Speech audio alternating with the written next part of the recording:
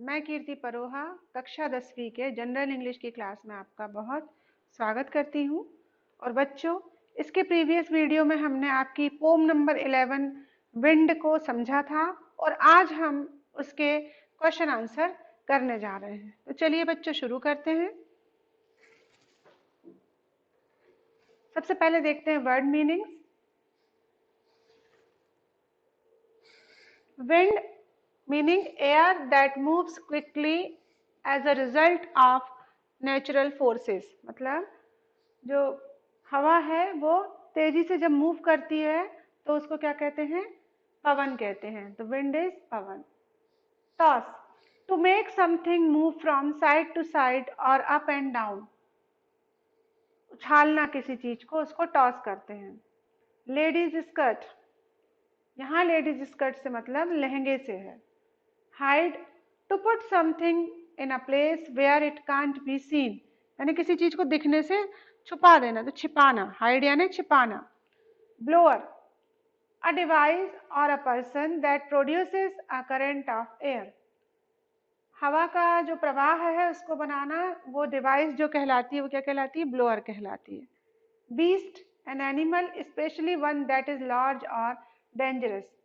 Beast यानी एक प्रकार का जीव जो कि कैसा होता है? बड़ा और डेंजरस भी हो, जैसे पशु या मवेशी।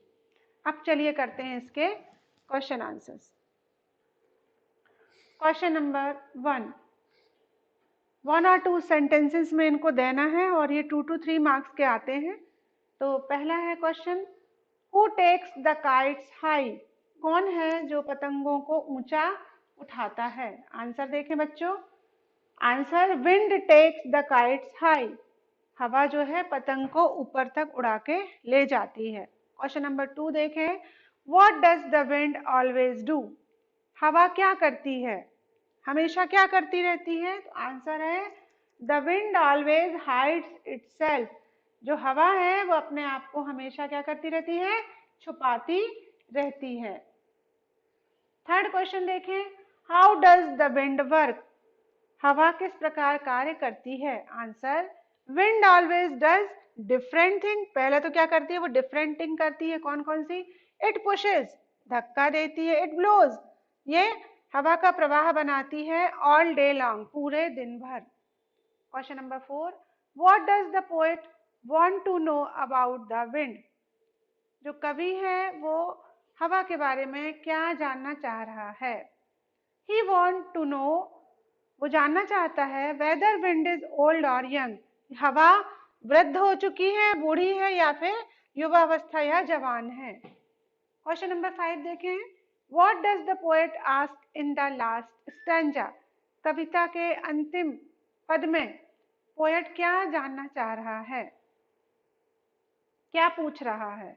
Answer, in the last stanza the poet ask whether he is a beast of field and tree or just a stronger child than him।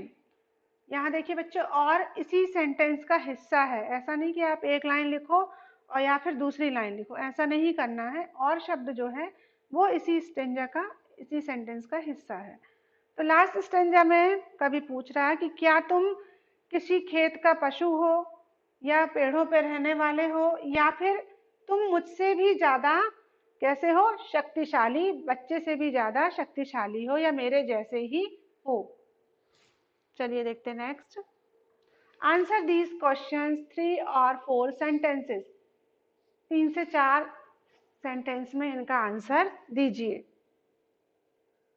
पहला क्वेश्चन देखें, what are the types of work of the wind as described in the poem. कौन कौन से हवा के कार्य हैं जो कि इस पोम में डिस्क्राइब किए गए हैं? तो आंसर, द पोएट, यहाँ दा है बच्चों, यहाँ पे पीछे हाइड हो गया है। The poet felt him push and heard him call. It blows all day long and sings a loud song.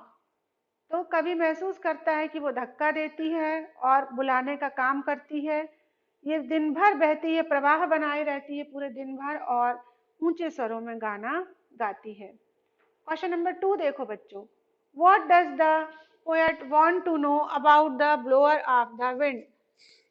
जो कवि है वो हवा के ब्लोअर के बारे में क्या जानना चाहता है? Answer, he wants to know about the wind who is blower, whether he is young और ओल्ड, and he is a beast और a child stronger than him. कवि चाहता है कि तुम्हारे इसमें ब्लोअर का कार्य कौन कर रहा है, कौन हवा को प्रवाह दे रहा है, क्या वो जवान है या वृद्ध है, या फिर वो कोई पशु या मवेशी है, या फिर वो उसी के जैसे एक मजबूत बच्चा है, वह क्या है?